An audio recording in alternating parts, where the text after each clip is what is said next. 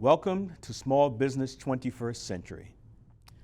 I'm your host, Don Mulraney, for this segment of the Wealth Zone University. And today we're going to have a straight talk, which is where I talk directly to you about something that I think is really important so that you and I can really deep dive into the topic and have a chance to really understand something in depth. And today we're going to talk about the business plan. And business planning is something that's extremely vital. And so I like to say that failing to plan is planning to fail. And that's what we're going to talk about today. Now, you may remember in a couple of segments, prior segments, that we talked to the economic development officers at the Small Business Administration and at a county economic development office. And these two economic development officers agreed that having a business plan and having an appropriate business plan is vital to you being able to start your business, grow your business, and make sure that everyone that's on your team understands where your business is going. And so I'm going to take time today so we can talk about all of those things. Now, when we talk to the two development officers, again from the Federal Small Business Administration and from the Maryland Montgomery County Office of Economic Development, they both said that there are free resources for businesses of all sizes, small, medium-sized businesses, which we refer to as SMBs, of all sizes, from startup to mature, that are free in the county and the federal government that you should be accessing. So there's no need for you to go it alone.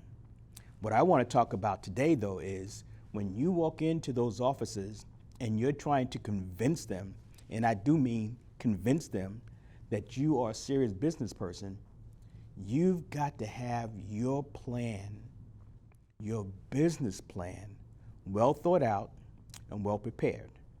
Now, two things. These economic development officials say that you don't need a business plan when you walk in if you're brand new, but and there are resources to help you develop your business plan. And all that's fine, and it's all free, and that makes it even better.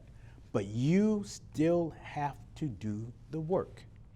And so in order for us to be able to do that work, I want to talk about certain aspects of the business plan, why it's important, what you should be thinking about, what you should be aware of when you put this document together, because it's extremely important that you be able to define your idea for business, articulate your idea for business, and convince someone else that you not only know where you want to go, but how you're going to get there, and why they should be supporting you in whatever aspect of your business that you want support in. All right? And so let's take a second, because I want to define a couple of terms for you.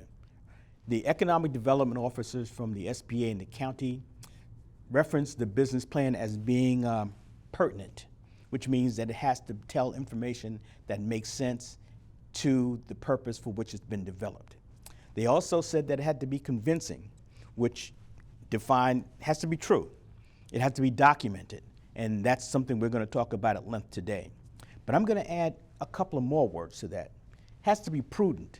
You have to think about everything that's in your business plan and make sure that it makes sense to you before you put it in, and that it's going to make sense to whoever's reading it when they take a look at it. Because remember, a business plan is not only for your business as a monitoring tool and a performance tool, but it's also to convince third parties that you are worth supporting, in whether it's capital, whether it's resources, whether it's on your management team. You've got to convince them. The other word I want to bring into this is verifiable. The business plan is based upon research. Hopefully all of your research, but research for everyone who participated in developing that business plan. And when I say verifiable, I mean that if I'm reading your business plan and I see some information in there, that I should be able to go to a third party or to you and determine how that information was used. I'll give you an example. A verifiable thing is called assumptions.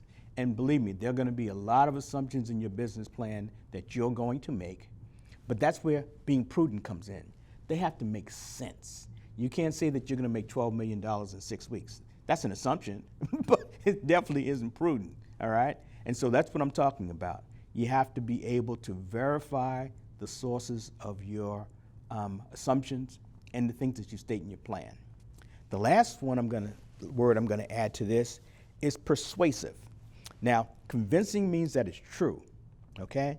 Persuasive means that it gets whoever is reading it, normally a third party, to want to take action based upon what is true. You see the difference between convincing and persuading? So convincing a document that's true, but persuading means that even if I believe it's true, you have to convince me to take action. That's persuasion, all right? So we've got 5 words that you should be thinking about as you develop your business plan. Pertinent, convincing, prudent, verifiable, and persuasive. Cool? All right. So, hey, you didn't know that we were Webster's Dictionary, did you? Well, we are. So let me tell you something very important. I've been in business almost 4 decades now. And I've developed business plans, I've taught business plans, I've looked at hundreds of business plans, believe me. And they've spread the gamut from the worst thing you could ever see to the best product that's ever going to be. The business plans that impressed me most were the business plans where the owner actually did the work and I could see that the owner did the work. And I'm saying this because even though the economic resource development people will give you resources, but that will help you develop your business plan, even though there's software that you can get online that will help you to develop your business plan, even though there are templates that you can get that will help you to develop your business plan, all of these are aids. You have to ensure that you make sure that you do the work to develop your business plan, that you know what it says, that you're intricately involved in it enough to convince me and persuade me to be on your team, and that it's done well enough so that it becomes a monitoring document for your growth. Okay? So, let's get started. 2 things. I have an adage that I love. It's called success is where opportunity meets preparedness. And this, what we're talking about now, is preparedness. The opportunities will come if you're prepared, and if you're prepared, those opportunities can very well turn into success. But I can't drill into this discussion enough that we have to be prepared for opportunities in advance, and we have to be proactive about getting those opportunities, because some people say opportunities knock. I don't believe that. I believe they just pass by the corridor, and if your door's open, you reach out, and if you're not prepared, it keeps going to someone else, okay? So don't sit around waiting for opportunity to knock. Keep the door open and be ready when it opens, all right? Okay, so what is a business plan? It is actually the manifestation and documentation of the dream or idea that you have for creating a business. Doesn't matter what business it is. I've heard people say, well, my business is successful and I never did a business plan. Well, good luck to you, okay? My thing is, if you're taking a trip and you're going somewhere and you don't plot out how you're going to get there and what you're gonna see and do when you get there, then you shouldn't take that trip, okay? And that's what a business plan is. Your business is a trip to success. And I contend that the reason that most businesses do not become successful is because the business owner was not a student of business when they started, did not become a student of business as they progressed, and they did not have a plan. Now understand me, a business plan is not a static document. It changes, life changes, day to day. So your business plan is going to be modified, it's going to change as things happen in your business, as things happen in the economy, and that's fine. But you have to have a chart, a map, something that's going to tell you why you're here, where you want to go, what's going to happen when you get there, where you want to go next. And if you've got to modify it and change it, do that. That's real life. Do that. Don't be afraid to change. I've said that to you before. Okay? Now, there's another thing I want to talk to you about. It's called future thinking.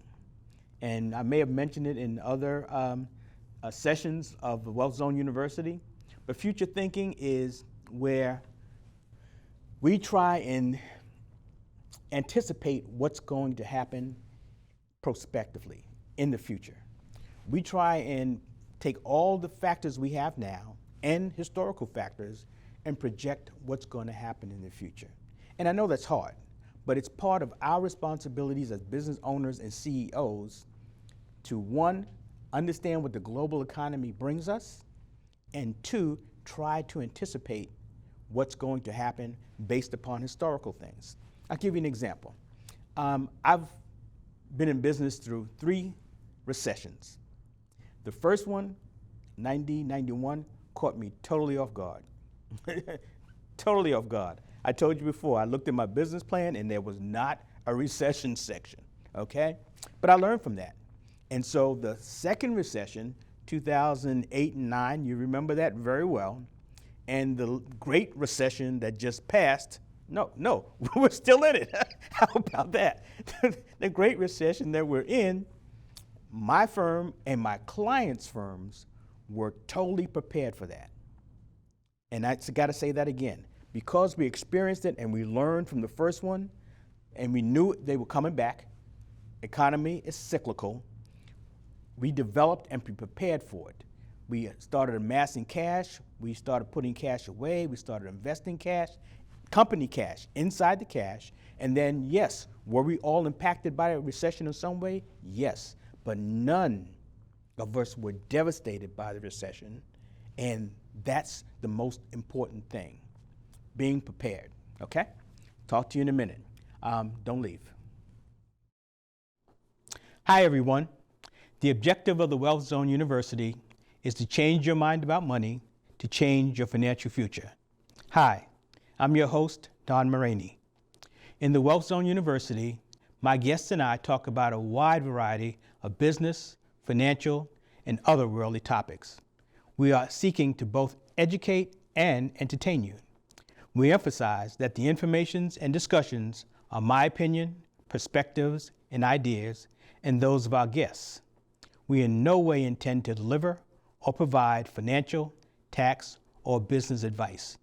You should consult with your tax, accounting, financial, insurance, and legal advisors regarding the impact, application, or pertinence of any topic or opinion that we share on the Wealth Zone University. Thank you for being a part of our audience, and please continue to communicate with us through email and Twitter, because this is your show. Welcome back. We're going to finish our discussion of the business plan, which we call failing to plan. It's planning to fail. And in the first segment, we talked about some things that you need to keep in mind as business owner and potential CEO of your business. Now we're going to kind of drill down into the business plan itself, because that's the important document. Now remember, as I said, there's software, free information at the economic development offices. There's a bunch of stuff to help you craft the business plan, but the work of developing the business plan is yours. And so, what is the business plan? It is the document that tells you, your management team, and third parties exactly what your business is going to do, how you're going to build that business, where that business is going to go. And there's a financial section that we're not going to talk about today that quantifies everything that you're doing. The most important section of the business plan is the marketing plan. And why do I say that? Because the marketing plan is where you determine how you're going to carve market share from everyone else that's out there. Believe me, unless you have a brand new product, a brand new invention, or brand new service that no one has ever had out there before, I have some of the customers that you're trying to get, and you are trying to get that market share from me. And so you have to know who your competitors are, because you're going to have to be able to determine how you are going to get clients to come to you who are already with someone else in most instances. And I really, really need you to understand that. Unless you have something that's brand new and novel that no one's ever had before, all of your customers are shopping somewhere else right now. The main question is, how are you going to get them to come to you? Second question is, how are you going to price your products to them? 3, how are you going to retain those customers once you get there? And 4, how are you going to make your company and your products a brand that will always be in your customer's mind and allow you to create larger market share? All right?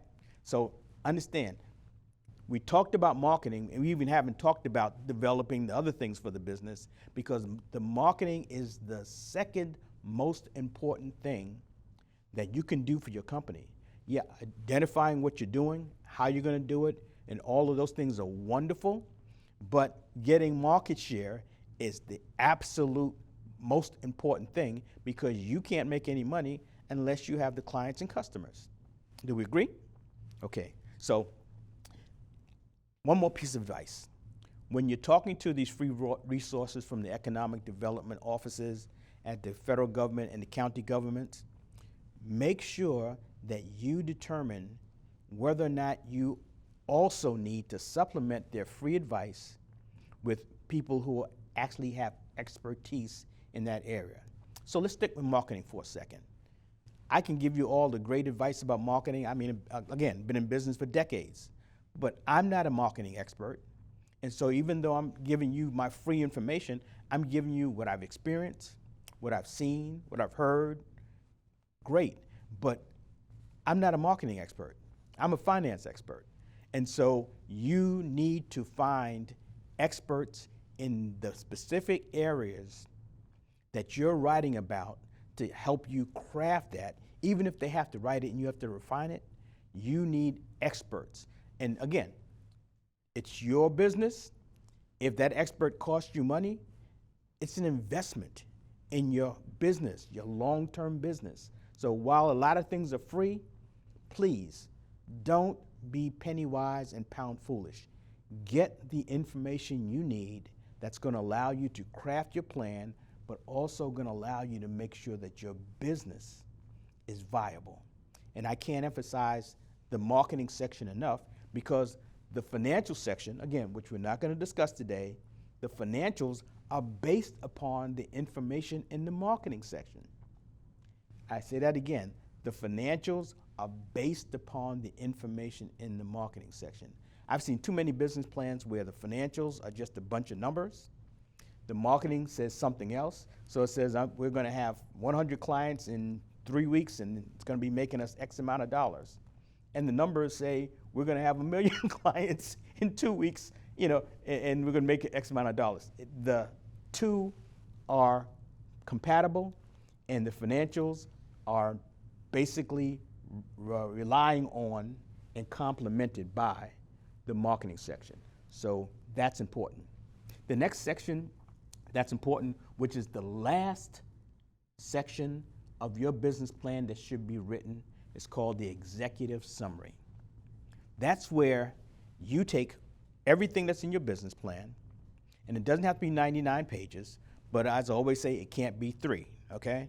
It has to be a valid document where you take everything in your business plan and you summarize it in 1 to 2 pages, so that anyone who is looking at your business plan, who reads the executive summary, is encouraged and persuaded to go read the entire plan.